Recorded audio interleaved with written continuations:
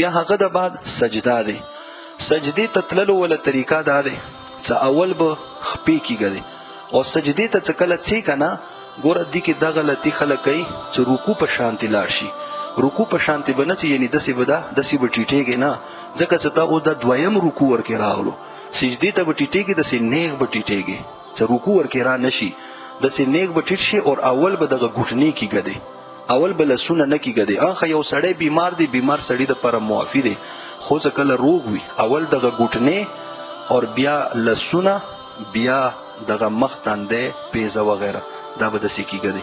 اور بیا چې کله سجده کوي نو سجدې کې به دغه لسونه دا به داسې کولاو کېږدي اور دغه تندی دغه پیزه تندي لګول هم منځ کې سجدې په ځمکې باندې لګول ضروري دي اور اندرنګې پیزې لګول هم ضروري دي.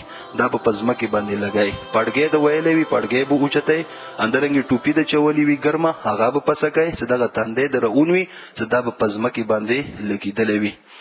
اور بل دا چې کله سجده کوي سجدې کې دغه ځایونه دا به دغه خېټې نه به د لرې وي، دغه پوښتیو نه دې ځایونو نه، اندرنګې دغه غړي به د هم لرې وي، دې سره به دا را جوختیې نه. دا د ښځو وله سجده دی، ښځې همداسې بلکل جوخت دي ځکه هغه کې پرده دی. رکوع په وخت کې به هم د دې وله خیال ساتي، سجدې کې هم داسې کولاو به وداري. چې کله بیا داسې جامه وي صفونه تانګ وي خلک زیات وي نو بیا هغو رعایت ساتلو دپاره ځان راټولولی شي. اور بل سجدې کې یوه عموما بله غلطي خلک کوي چې دغه وروسته خپې څه دي که نه یو خو به دې کې دا کوي چې دغه خپې به داسې نه کوي بلکې دغه خپې به بلکل داسې سیده ودرایي، صحیح شوه سیده، او یا دغه ګوتې داسې لغونې راتاو کړي. اور بل دې کې دغه خیال به ساتي چې دغه خپې به ځمکې نه اوچتای. ښه دواړې خپې د اوچاتې کې ساره د مونځ نه دی شوی. ښه یوه خپه د اوچاته که اور یو ځلې دوه ځلې د اوچاته که نو بیا مونځ خرابېږي، نو دغه خپې به ځمکې نه اوچتای. بیا څه کله ته یعنې سجدې ته لاړ شي دغه خپه څه کله یعنې ګردیې راټولایې نو دې کې به دا ښیایي چې دا به ځمکې باندې به دغه خپه داسې کش کوي، صحیح شوه، ځمکې باندې به کش کوي، ځمکې نه به اوچاته نه وړي.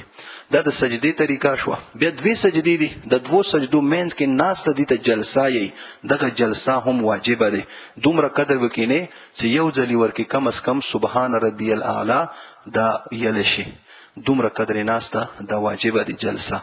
بیا دې د بعد